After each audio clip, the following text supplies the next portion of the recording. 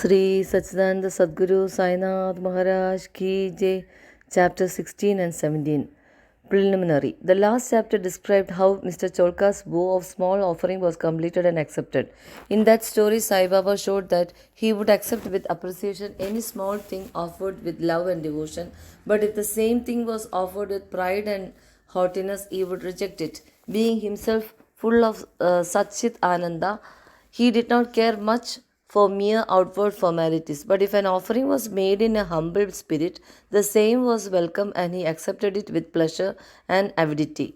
In fact, there is no person more generous and benevolent than a Sadguru, like Sai Baba. He cannot be compared to the Chindamani jewel, the Kalpadaru, the celestial tree which fulfills our desires, or the Kamadhenu, the celestial cow which yields what we desire. They give us only what we desire, but the Sadguru gives us the most precious thing. This is inconceivable and inscrutable, the reality. Now let us hear how Sai Baba disposed of a rich man who came to him and implored him to give him Brahmajnan. There was a rich gentleman, unfortunately his name and whereabouts are not mentioned, who was very prosperous in his life. He had amassed a large quantity of wealth, houses and lands, and had many servants and dependents. When Baba's fame reached his ears, he said to a friend of his that he was not in want of anything, and so he would go to Shirdi and ask Baba to give him Brahmajnan, which if he got would certainly make him more happy. His friend dissuaded him, saying, "It is not easy to know Brahma, and especially so for an avaricious man like you, who is always engrossed in wealth, wife, and children. Who will in your quest of Brahmajnan satisfy you? Who does not give away even a paisa in charity?" Not minding his friend's advice, the fellow engaged a return journey Tonga and came to Shirdi. He went to Masjid and saw Sai Baba, fell at his feet and said, "Baba, hearing that you show Brahma to all who you come to you, I too have come here all the way from my distant place. I am much fatigued by the journey, and if I get Brahmajnan from you, my troubles will be well paid and rewarded." Baba then replied, "Oh, my dear friend, do not be anxious. I shall show you Brahma. Many people come to me and ask for wealth, health, power, honor, position, cure of diseases, and other temporal matters. Rare is the person who comes to me and asks for Brahmajnan. There is no dearth of people asking for worldly things, but people interested in spiritual matters are very rare. I think it is a fortunate and auspicious moment when persons like you come and ask me for Brahmajnan. So forthwith I show to you with pleasure Brahma with all his accompaniment and complexities." Saying this, Baba started to show him Brahma. He made him sit there and engage him in some other talk, and thus made him forget his question for the time being. Then he called a boy and told him to go to one Nandu Marwadi and get from him a loan of rupees 5. The boy left and returned immediately, saying that Nandu was absent and his house was locked. Then Baba asked him to go to Bala grocer and get from him the said loan. This time also the boy was unsuccessful. This experiment was repeated again twice or thrice with the same result. Sai Baba was, as we know, the living and moving Brahma incarnate. Then someone may ask, why did he want the paltry sum of 5 rupees and why did he try to get it hardly? In reality, he did not want this sum at all. He must have known that Nandu and Bala were absent, and he seemed to have adopted this procedure as a test for the seeker of Brahma. That gentleman had a roll or bundle of currency notes in his pocket, and if he was really earnest, he would not have sat quiet and be a mere onlooker when Baba was frantically trying to get a paltry sum of rupees 5. He knew that Baba would keep his word and repay the debt, and that the sum wanted was insignificant. Still, he could not make up his mind and advance the sum. Such a man wanted from Baba the greatest thing in this world, namely the Brahmajnan. Any other man who really loved Baba would have given to him rupees 5 at once instead of being a mere onlooker. It was otherwise with this man. He advanced no money, nor did he sit silent, but began to be impatient, and he was in a haste to return and implored Baba, saying, "Oh Baba, please give me Brahmajnan soon." Baba replied, "Oh my dear friend, Did you not understand all the procedure that I went through, sitting in this place for enabling you to see Brahma? It is in short this: for this seeing Brahma, one has to give five things, namely, surrender five things: five pranas, 2 5 senses, 3 mind, 4 intellect, and 5 ego. This path of Brahmajnan or self realization is as hard as treading on the edge of a razor. Sai Baba when gave a rather long discourse on the subject, the purport of which is given below. Qualifications for Brahmajnan or self realization. All persons do not see or realize the Brahma in their lifetime. Certain qualifications are absolutely necessary. Mumukshu or intense desire to get free. He who thinks that he is bound and that he should get free from bondage and work earnestly and resolutely to that end and does not care for any other thing is qualified for the spiritual life. 2. Virakti or a feeling of non attachment with the things of this world and the next. Unless a man feels disgusted with the things, emoluments, and honors with his actions would bring in this world and the next, he has no right to enter into the spiritual realm. 3. Antarmukha, introversion. Our senses have been created by God with a tendency to move outward, and so many always looks outward and not inward. He who wants self realization and immortal life must turn his gaze inwards and look to his inner self. 4. Catharsis, eliminating all base ideas and emotions.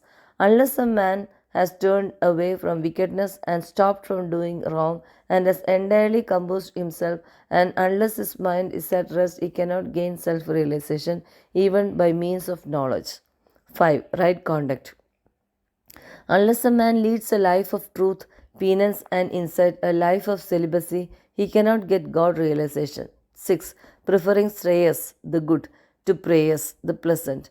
There are two sort of things, namely the good and the pleasant. The former deals with spiritual affairs and the latter with mundane matters.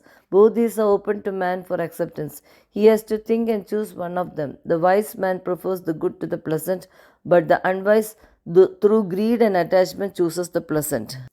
Control of the mind and the senses. The body is the chariot and the self in its master.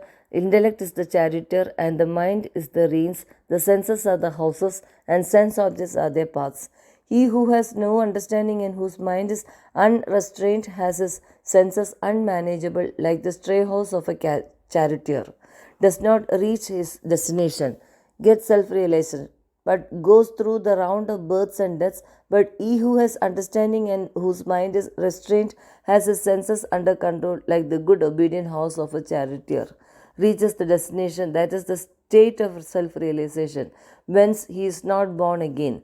The man who has understanding as his charioteer and is able to rein his mind reaches the end of the journey, which is the supreme abode of all pervading Vishnu.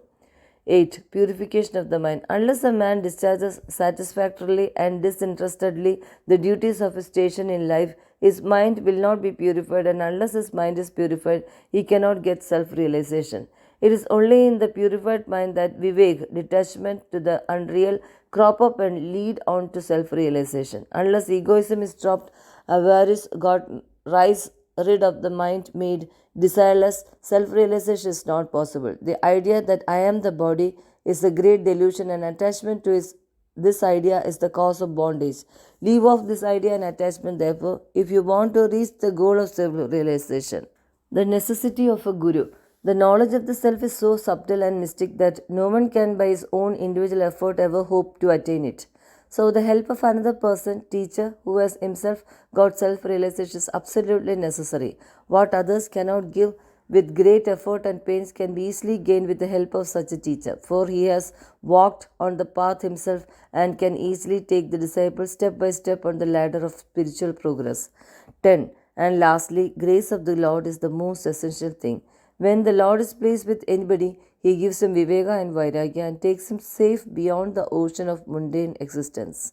The self cannot be gained by the study of Vedas, nor by intellect, nor by learning. He whom the self chooses gains it. To him the self reveals its nature, says the Kada Upanishad. After the dissertation was over, Baba turned to the gentleman and said, "Well, sir, there is in your pocket the Brahma in the form of 50 times of 5. rupees 250 rupees. Please take that out. The gentleman took out from his pocket the bundle of currency notes, and to his great surprise found on counting them that there were 25 notes of 10 rupees each. Seeing this omniscience of Baba, he was moved and fell at Baba's feet and prayed for his blessings. Then Baba said to him, "Roll up your bundle of Brahma, namely currency notes. Unless you completely get rid of your avarice or greed, you will not get the real Brahma. How can he whose mind is engrossed in wealth, progeny, and prosperity expect to know the Brahma without removing his attachment for them? The illusion of attachment or the love for money is a deep eddy, whirlpool of pain, full of crocodiles in the form of conceit and jealousy. He who is desireless can alone cross this whirlpool. Greed and Brahma are asunder as poles. They are eternally opposed to each other. Where there is greed, there is no room for thought or meditation of the Brahma. Then, how can a greedy man get dispassion and salvation? For a greedy man, there is no peace, neither contentment nor steadiness. If there be even a little trace of greed in mind, all the sadhanas, spiritual endeavors, are of no avail. Even the knowledge of a well-read man who is not free from the desire of the fruit or reward of his actions is futile and can't help him in getting self-realization. The teachings of a guru are of no use to a man who is full of egoism and who always thinks about the sense objects. Purification of mind is absolutely necessary.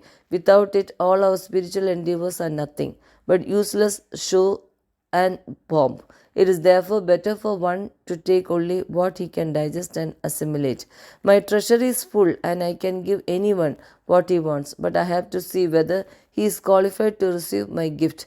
If you listen to me carefully, you will be certainly benefited. While sitting in this masjid, I never speak any untruth.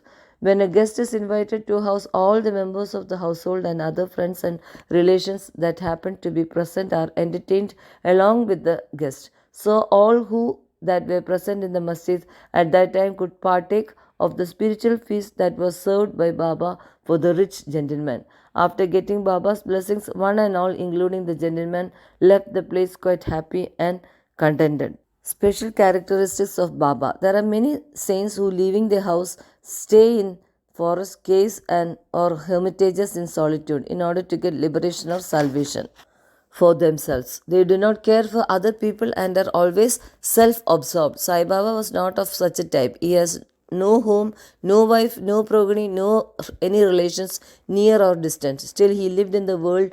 He begged. His bread was from 4 or 5 houses, always lived at the foot of the neem tree, carried on worldly dealings and taught all the people how to act and behave living in this world. Rare are the sadhus and saints who, after attaining God vision, strive for the welfare of the people. Sai Baba was the foremost of these, and therefore says Hemant Pad, blessed is the country, blessed is the family, and blessed are the chaste parents, where is extraordinary, transcendent, precious, and pure jewel was born. Both to Sri Sai, peace be to all.